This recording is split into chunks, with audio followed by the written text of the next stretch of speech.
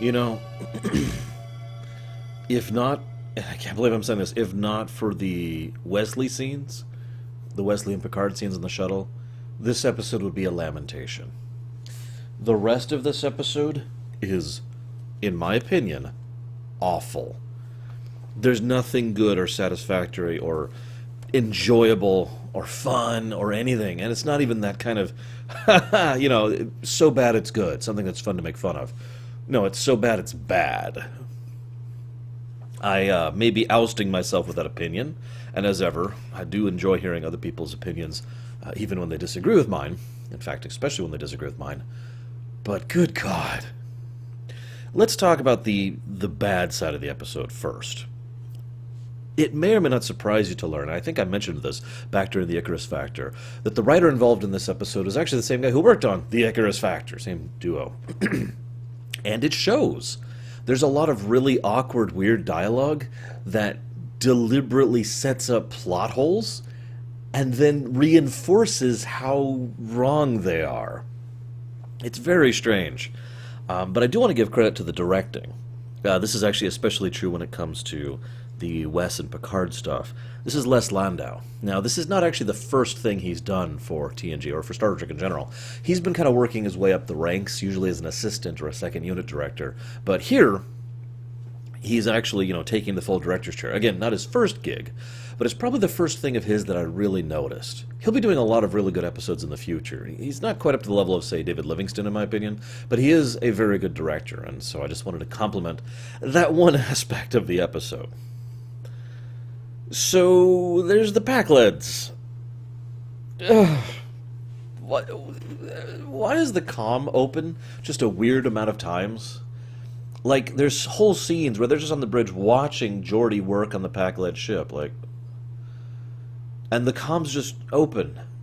Sometimes it's open, but it's unidirectional. Sometimes they have to force it open. And then they kidnap Geordi. Spoiler alert, sorry. And Riker... I'm sorry, I'm actually losing my words. This is one episode after Q-Who, where the crew of the Enterprise went up against one of the most terrifying threats they have ever faced. In historical context, at the time, going straight from Q-Who to this was just tonal whiplash to such a severe degree. It's like, we have fought the Borg, oh my god, and now we are losing to the Pakleds. Look, I can get some of the ideas behind why things happened the way they did. They wanted a tense hostage situation. They didn't construct it well. They wanted the private scenes with Wes and Picard. They didn't construct that well either, and they wanted there to be a ticking clock, so they had to go now. And they didn't construct that well either. None of this was done particularly well at any level. It is a badly structured script, because this is a script that leans heavily on the because plot button. Now, I've spoken extensively about just going with it, right, and how that's a problem in fiction in general, in all forms of fiction. It's not unique to television or movies or anything. But the step past just go with it is when you deliberately say, have something happen, and it's so obvious that the only reason it's happening that way is because that's what the plot requires. There's no other logical or reasonable explanation for it. So they come across the Mondor. First point, why does the Federation know basically nothing about the Pakleds? In fact, when they check their databanks, it's like, who are these people? This is functionally a new race. Why? I mean, I know that sounds like a weird thing, but given the nature of what the Pakleds are, they had to have encountered other races along the way. Which also brings me another interesting point. They mentioned that they have technology from several other races on board their ship, which includes Klingon and Romulan. Now, I want you to think, good and hard, about how exactly the Pakleds are going to be able to trick the Klingons and the Romulans. If you're still having trouble, I invite you to go to YouTube right now, which you're probably at, actually. Open another tab. Don't close the video. No, don't. Oh, I lost you. Well, those people are gone, but those of you who are still here, go to another tab and look up Gowron Pakled. That's all you have to search for. If you really feel like looking it up, or if you've already seen it, what I'm referring to is a scene in Star Trek Klingon, good game, where Gowron convinces a Pakled to come on board effortlessly. Now, granted, Gowron is Gowron, but still. So we have no info on the Pakleds. Okay. So then there's the fact that the Enterprise has super mega amazing scanners that can detect details at light years range, and yet cannot tell that the damage to the other ship is artificial. Somehow. I know that sounds like a really weird thing to pull apart, but actually the scanners on the Enterprise are consistently garbage in this episode. There's a brief period of time where they're having trouble scanning the ship at all, because the shields are blocking it. Now I can at least partially buy that, but I really feel like the writer was like, oh yeah, they've got scanners. They don't work, or whatever. Okay, so then the chief engineer decides to go over, and Worf flat out says, why send the chief engineer? Why not just beam them the data and information? And an explanation is given for that, but not what I would call a particularly good one. Then Troy comes up to the bridge and says 3 times in a row the word danger. Geordi's in danger, Geordi's in danger, Geordi's in danger. Actually 2 times, and then a commercial break, and then a 3rd time, just in case you forgot while you were up getting a drink or whatever. Now, I despise the artificial dun-dun-dun before commercial break thing. I've actually spoken ill of this over in DS9. There are sometimes, in otherwise very good episodes of Deep Space Nine, where that kind of thing happens. I'm going to close this window. Where that kind of thing happens, and it's just, it drives me bonkers. Like, oh, here's a good episode, but then this and this, dong, dong, dong, cue to black. At the 13-minute and 16-second mark, Troy gives her, he's in danger, dun, dun, dun. And then they're just kind of like, okay. Hail them, I guess. Hey, Geordi, you good? Okay, we're cool. Alright, keep me posted. At the 19-minute and 5-second mark, that's when they reveal their clever disguise and shoot Geordi. 6 minutes may not sound like a long time, but I want you to think about that in context. 6 minutes! And it's actually like 5 minutes and some odd seconds. Between, oh my god, Geordi's in incredible danger, to the danger actually realizing itself. And that whole time, they literally sat around just kind of watching the screen, doing nothing. No prep work, no, well, let's do this just in case. No, well, let's see if we can get a transporter lock on him. No, let's see where their shields are in case we need to disable them. Nothing! No action is taken. Geordi's in incredible danger. Okay. Well, I'm on my union-mandated Riker break, so I'm afraid I can't help you here, Geordi. Sorry. So then they kidnap Geordi, spoiler alert, and they do nothing about it. Nothing. For a really long time. In fact, the only thing that finally prompts them into action is the realization that, or the idea that, we've learned how the Pakleds develop. We should stop their development. Which is a plot point I don't actually even want to cover, to be completely honest with you. Like, I agree with the mentality of you have to earn it so you understand the risks of doing something. That's a mentality I even agree with. But the way they say it is basically, well, we just had a whole episode, just last week, about us earning the right to develop in our own way. Let's force these Pakleds to stop developing in their own way. So then they do the obvious, the super amazingly obvious deception.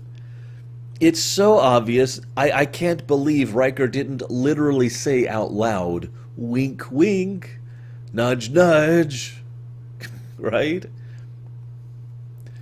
And then it cuts to Worf, you will never reach the 24th level of ascendancy. It's the path to true heroism. What I find even funnier is they're being ridiculously out-of-characterly overt about this, so much so that anyone would be able to notice something's different, even from previous brief communications with them.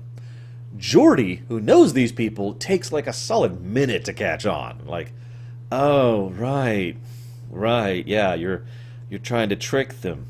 Got it. Wink, wink. Oh, my God. This is what I mean by plot, it happens because the plot demands it. You can tell that the idea here was Wes and Picard bond. We haven't even talked about that. Ticking clock, right? And so there's two parts about the Pakleds. One is the Enterprise being held hostage by an underdeveloped species, which is a good concept. And the idea of having to think their way around a problem rather than brute force their way around them, which is also a good concept. But again, the construction of the episode doesn't support either of these points. The Pakleds are mentally retarded. I do not mean that in the insult sense of the word. These Pakleds, as they're described here, are mentally retarded, as in their mental capacity is in a retardant state. They cannot think properly or function properly, and yet somehow they're able to hold the Enterprise at bay because they happen to have a hostage who they aren't even taking proper care to actually keep under hostage circumstances. I bet you money the Enterprise could spend, a couple seconds bombarding the enemy shields until they faltered, and then beam Geordi aboard and then be on their merry way. Just we're done. Right? But that's not even discussed. No, that's not true. It's brought up once, and then they're like, we don't know what they could do with Geordi. You idiot! I'm sorry. I've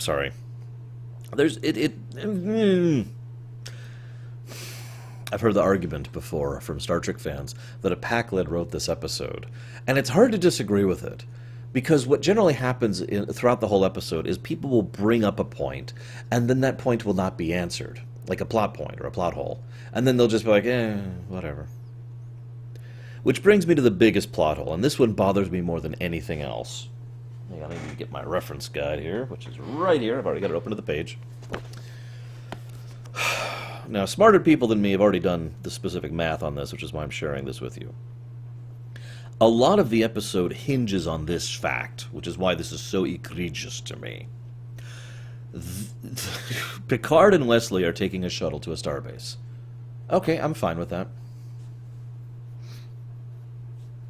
That shuttle is seemingly, at least at the time, I know that there's other information on this, but within the episode, one can easily presume that shuttle can go to warp. Probably just minor warp, like maybe warp 2, warp 3, but something, right? And yet they go out of their way to state that the ship is going so slowly and that they're not traveling at warp. They also go out of the way to show it multiple times not traveling at warp. This is kind of what I mean by like showcasing their plot holes, because this is a huge plot hole. Why are they taking the shuttle when it isn't going at warp? If we are to presume the absolute outlier of circumstances, and they are traveling at the speed of light, which is warp 1, then we could say that the maximum possible distance to Starbase 515 would be the speed of light times 21,600. Okay? Now, that's a decent distance. However, at warp 7, the Enterprise travels at roughly 656 times the speed of light. Now, that figure could be debated, but there are things that establish this. So how long do you think it would take the Enterprise to get to Starbase 515 at warp 7? I remind you, warp 7 is not their fastest speed. Answer? 33 seconds. It would quite literally take them longer to get their bags packed than to go to the starbase. See, this is a problem, and I've pointed this out before when it comes to Star Trek. Star Trek writers don't seem to understand how fast warp drive is. Like, I've noticed this problem in general when it comes to society. They don't seem to understand scales of mathematical formulae, right? Like, you think of something as being far away, and without understanding, you might think far away is something way over there, you can barely see it. And yet, anybody who knows anything about, say, stellar phenomena knows that each one of the planets in this solar system is a huge distance from each other. The amount of empty space between the closest planets to each other is enormous.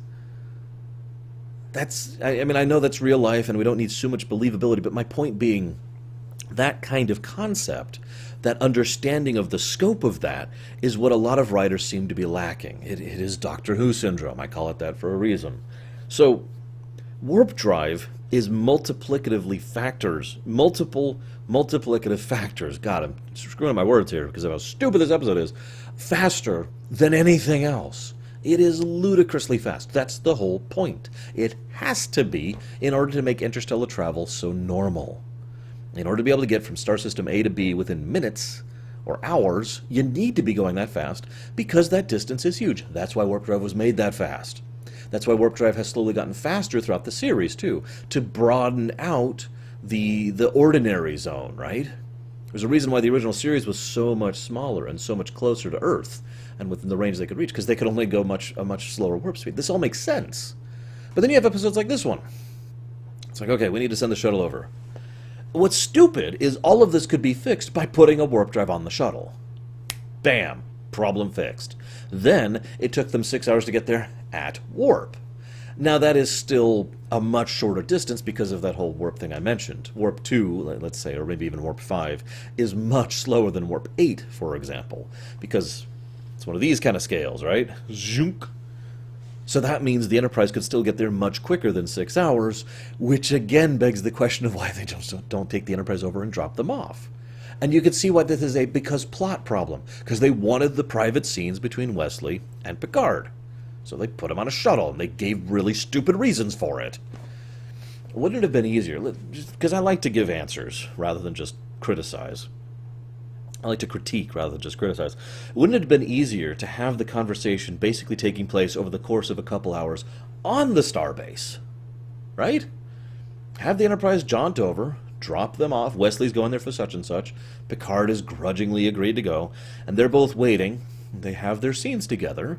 Then Picard goes in for his thing, and the Enterprise, which has moved on at this point to go on with the survey that Picard wants to be a part of, encounters the Pakleds. That happens, and there you go. Construction fixed. Bam! That being said, I want to give special credit for the Wesley and Picard scenes. I'm done. Well, actually, I'm not quite done with the Pakleds. I just want to say that the Pakleds are stupid. No, seriously. I have one last thing to say about the Pakleds, because I've kind of already talked about all the other problems with them. The problem is they are too stupid. The problem is the Pakleds are mentally retardant. Yeah, you heard what I said. They have the Kai Lang field of reverberating around them. The Pakleds are designed to be so stupid as to be no longer believable. There are two other directions they could have taken this and accomplished the same act. Number one, make them intelligent, just not understanding. There are people right now in real life who are very smart. I'm not one of them, but, the late F, may it rest in peace, the late Stephen Hawking was a good example of someone who was very smart. You take someone who is very smart now and drop them on the Enterprise D with that kind of tech, while it is very user-friendly, they're still going to have issues figuring out what the hell they're doing or getting along or anything like that, right? In other words, we can be underdeveloped less than you are in terms of our technological expertise and understanding, because we don't understand how antimatter properly works, or how it mixes with dilithium, or how warp drive exists, or anything like that, right? We don't even have the basic fundamentals of any of these concepts, things that in Star Trek are taught in schools to children.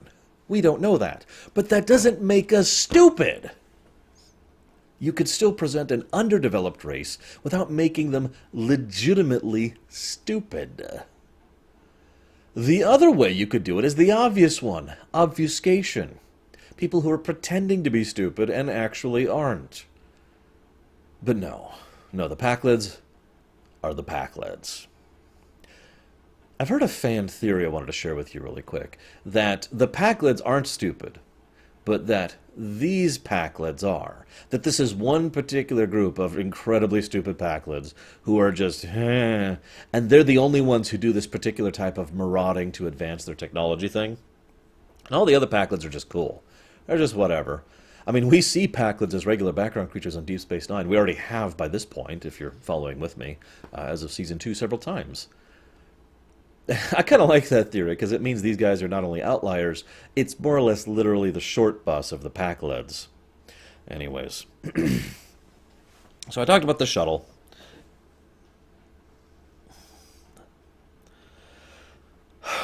I do kind of like the idea that Picard does have a bit of an ego. I actually talked about this in Q Who. In this case, the ego is not so much, I am superior to everyone. I am the greatest of all kings, and you may now pay me homage. No, no, no. Instead, it's he believes there needs to be a certain presentation that a captain needs to have and be. That, for whatever reason, he believes in that concept and doesn't want to violate it. That makes sense to me. What does not make sense is why he doesn't want Pulaski to operate on him. Now, I may have missed something because I was making a point of paying attention, and it's really hard with this episode because my brain just kept mushing because the Kai Lang field. But as I was going through this episode, I never found any reason for why he didn't want Pulaski in particular to operate on him. As was pointed out by both Pulaski and Wes, she could have operated on him in confidence and ensured that that particular image would not be showcased. That he would still be the captain. Now, you could argue that it's just because it's a small ship. It's a ship of 1,000 people, and that may sound like a lot, but as I've said before, it's functionally an apartment complex in space. And if that's all you got, rumors are going to fly wild around there, right?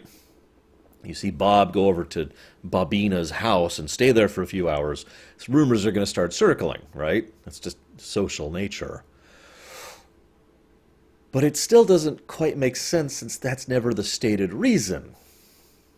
I have a theory on this. No evidence, just a theory. I think this is written for Beverly. I think the idea of him being obstinate about Miss Crusher operating on him makes a lot more sense given their history and the connection the two have to each other and how much both of them do have significant feelings for each other. Not necessarily romantic, but certainly very intimate, if you follow. Pulaski, by contrast, has none of that. So I have no idea where the hell that came from. But I'm done complaining, I swear. Like I said, this episode would 100% be a lamentation, if not for Picard and Wesley, which are awesome. No, I'm serious. It's actually legitimately great stuff. It feels like it's a different episode entirely. It actually got irritating because the way the episode is structured, and I've already complained about this, so forgive me, but I really got to make this point clear. There's a couple of cool scenes between Wes and Picard, and then it cuts to Riker sitting on his hands doing nothing at the bridge. No, seriously. Rewatch the episode if you don't believe me, or if you have just rewatched it with me, you know what I'm talking about. Even when they finally kidnap Geordi, they just kind of, oh, I don't know what we can do. Is he okay? No, he's not okay. All right. Troy, what does he want? Oh, they already have what they want. Maybe we could try weapons? No, we can't try weapons. And then cut back to Wesley and Picard. It's the weirdest damn thing. Anyways, so Wesley and Picard just kind of start chatting together. And there's a really natural warmth and friendliness there. And I think it's something that really helps sell these scenes for me. Wesley is obviously super hesitant and super nervous, but Picard is very open, warm, and welcoming to Wesley. He even opens up about what's going on. He hasn't told anybody.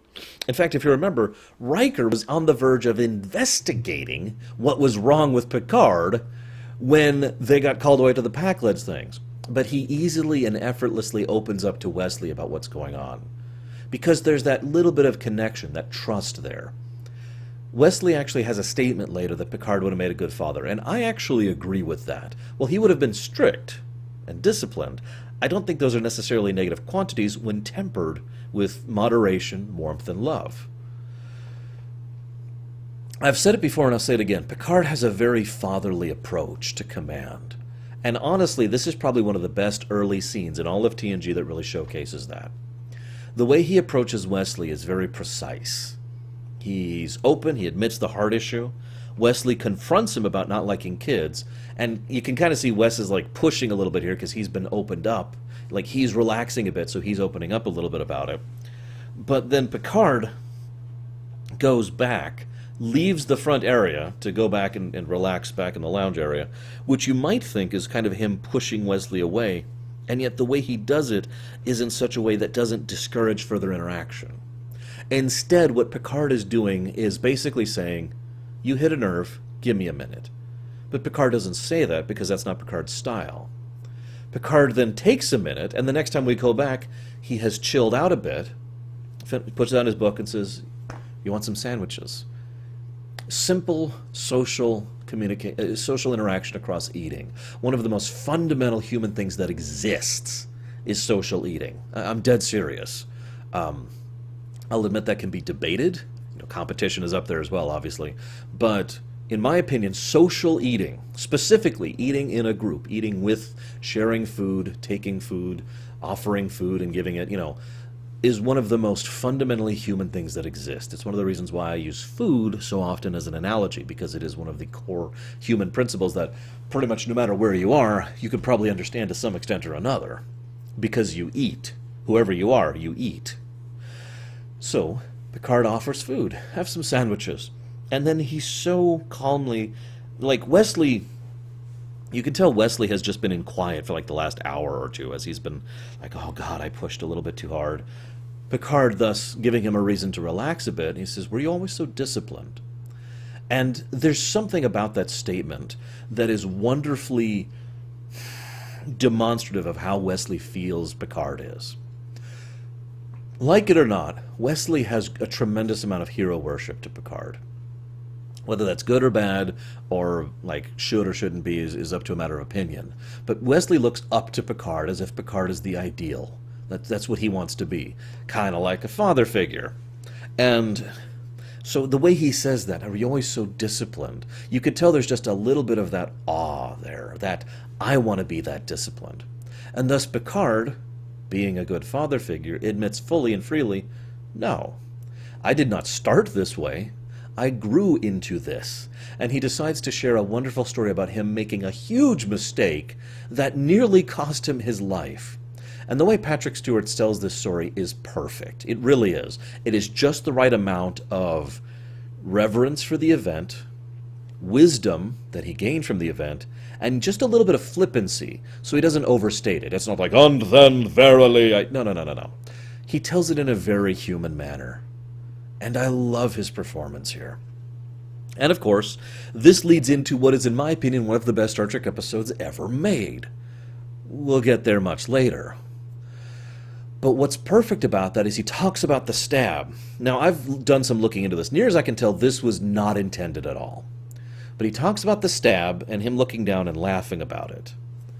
With hindsight, I think we can understand what that was about, and we will get there when we get there.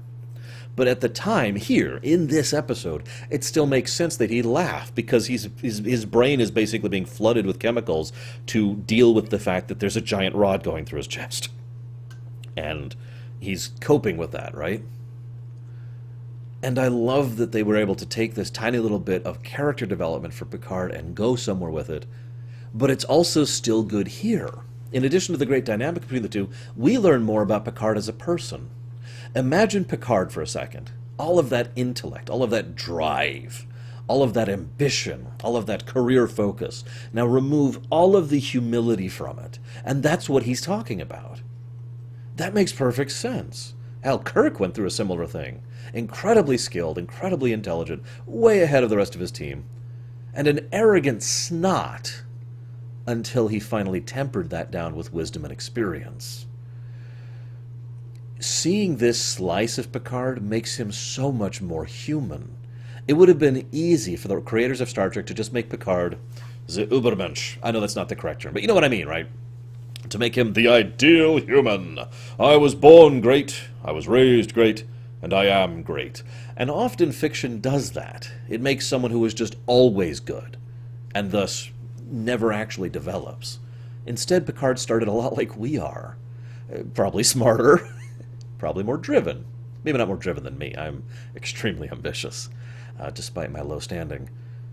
But nevertheless, very low, very standard, very human. And he was like, ha! I am unbeatable! And then he got stabbed through the chest and nearly died. I love Wes's face, too. I like to give credit to Will Wheaton when I can. I admit I get defensive of some characters more than others in Star Trek, mostly because I hear so many people bashing them. It's one of the reasons I usually went to the defense of Robert Beltran or Garrett Wang over on Voyager, was because I felt it was unfair that so much hatred was flung at the two actors for what happened to their characters. And actually Kate Mulgrew as well, now that I'm thinking about it, because Kate Mulgrew is a wonderful actress and was just working with what she had available to her because the writers had no idea what they were doing. But I say this as well here because I do think Will Wheaton does a good job of portraying the kid. As he's listening to the story, there's this scene where Picard tells him about the stab, and Wesley's face just goes, like he doesn't actually inhale, but you could just see the shock and horror. Like, oh my God. Yikes, you know. And then Picard gives this wonderful speech. I wish I'd written it down. To Wesley. He says, you should study history. And Wesley says, but that won't be on the test. And Picard says, no, of course it won't. But it's about knowing where we come from. It's not knowing why we're doing what we're doing. I want you to know more so all of this will mean something. I like that, because that right there is a nice little slice of Picard as a character. Someone who believes very firmly in the intangible. I know that's been a recurring theme for my show for quite a bit now. It just keeps coming up. He believes in the concepts of ideal or belief or structure or doing the right thing or helping people for the right reason. And he wants this all to mean something rather than just being meat and numbers. And I like that. And then at the very end, Wes says, I enjoyed our trip together. And Picard says, I did too. Loved that. God damn, why did that have to be in this episode? Because it's just... Oh... Oh, yeah.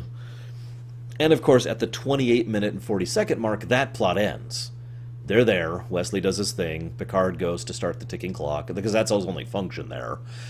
And the rest of the episode is just... I'm still going to call this a rumination, because there's really good parts in this episode, but good God. I'm sorry for rambling on about this. I could do a whole thing about the problem with the Pakleds as a species. Let's not even get into that. Let's just say instead that I hope you've enjoyed, and I'll see you guys next time.